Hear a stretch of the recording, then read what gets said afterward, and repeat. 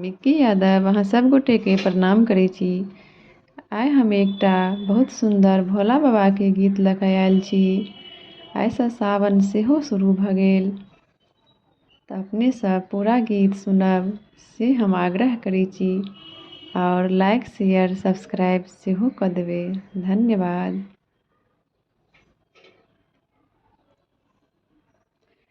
आरे कते नींद सुतल महादेव नीर मोहिया, महादेव नीर मोहिया।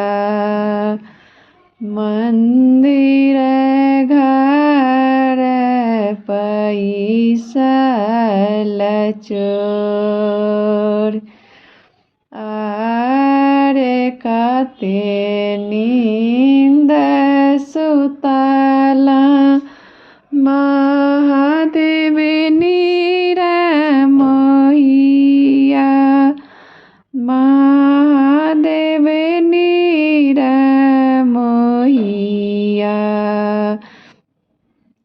मंदिर घर पैसल चोर, आरे लेलकै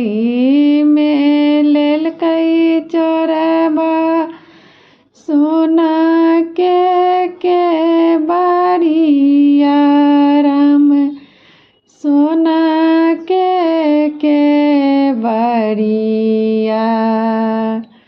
जिंजीर सहित नेने जाय, आरे लेलकै चोरबा सोना के बारिया राम, सोना के बारिया। जिंजीर सहित नेने जाय, आरे कते नींद सुतल महादेव नीर मोहिया, भोला नीर मोहिया। मंदिर घर पैसल चोर, आरे लेलकै चोरबा सोना के त्रिशूलबा राम, सोना के त्रिशूलबा। डमरू सहित नेने जाय, आरे डमरू सहित नेने जाय। आरे कते नींद सुतल छै महादेव नीर मोहिया, भोला बाबा नीर मोहिया। मंदिर घर पैसल चोर, आरे लेलकै चोरबा सोना के पलंगिया राम, सोना के पलंगिया।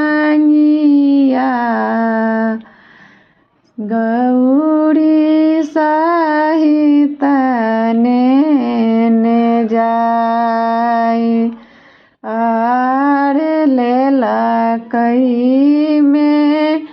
लेलकै चोरबा सोना के पलंगिया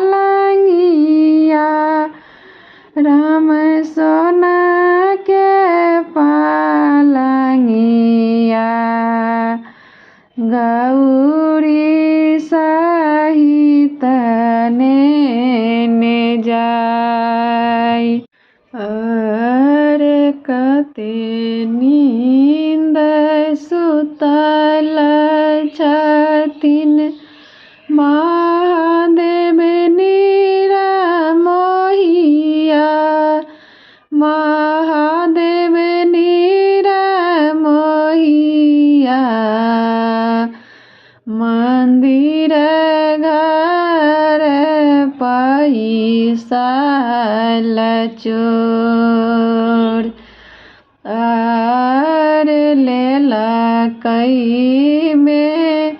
लेलकै चोरबा भांग के मोटरिया राम भांग के मोटरिया